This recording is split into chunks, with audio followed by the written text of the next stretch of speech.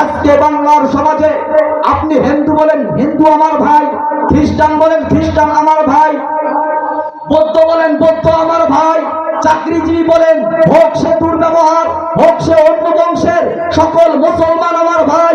মুসলমান ভাইরা আমার, এখান থেকে টার্গেট করতে হবে পৃথিবীর সকল মুসলমান আমার ভাই হতে পারে। আর যারা আমার মুসলমান ভাইদেরকে গালি অত্যাচার করবে, জুলুম করবে, বাধাদান করবে, আমার আপনার মুসলমানদেরকে যারা হত্যা করবে, তিনি মুসলমানের ভাই হতে পারে না। ডাকাত, বদমাশ, এরা হলো মুসলমানদের শত্রু। চিন্তাতে বলুন ঠিক কিনা? এজন্য মুসলমান ভাইরা আমার, আপনার আমার ভাই হলো তারা যিনি আপনাকে আমাকে সম্মান করেন। আপনার ভাই হবেন হিন্দু হোক, খ্রিস্টান হোক, বৌদ্ধ হোক, সকলে আমার ভাই।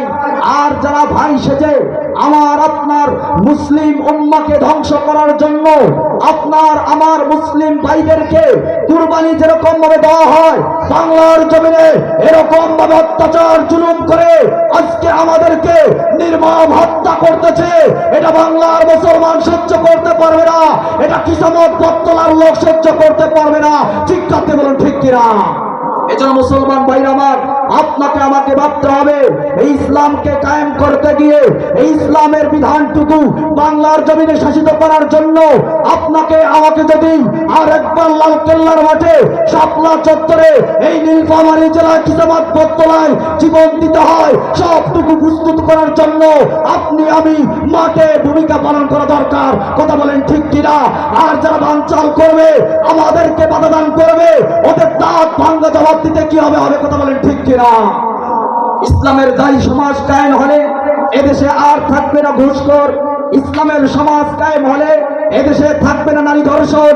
ইসলামের সমাজ কায়েম হলে আর থাকবে না দুর্নীতি।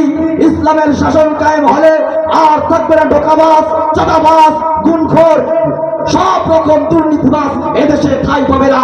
যতদিন ইসলাম কায়েম হয়নি ততদিন এরকম দুর্নীতিবাজরা আমাদের সমাজটাকে ধ্বংস করার জন্য পায়চারা করতেছে। কথা বলেন ঠিক কিনা? এজন্য আপনাকে আমাকে যদি আল্লাহর বিধানটুকু ধ্বংস বা আল্লাহর বিধানটুকু রক্ষা করার জন্য আপনাকে আমাকে জীবন দিতে হয়, আপনাকে আমাকে রক্ত দিতে হয়, আপনাকে আমাকে যদি শাহাদাতের পাল্লা দান করতে হয়, আপনাকে আমাদেরকে যদি শাহাদাতের তামান্না রাখতে হয়, সবটুকু বিলীন করে দিয়ে মাঠে ময়দানে ভূমিকা পালন করতে গিয়ে আপনাকে আমাকে যদি বাড়ি ঘর ত্যাগ করতে হয়, বাড়ি ঘর ত্যাগ করব, স্ত্রী সন্তান ত্যাগ করতে হলে সবটুকু বিলীন করে দিয়ে আল্লাহর দ্বীনকে বাংলার জমিনে প্রতিষ্ঠিত করার জন্য সদা সর্বদা আপ্রাণ চেষ্টা করব। আর আল্লাহর দ্বীন প্রতিষ্ঠা করার জন্য যদি কেউ বাধা দান করে, আল্লাহর বিধানকে লঙ্ঘন করার জন্য যদি কেউ ষড়যন্ত্র করে, হোক সেটা পাপ হোক, দাদা হোক, আমরা কাউকে ছাড় দিতে চাই না।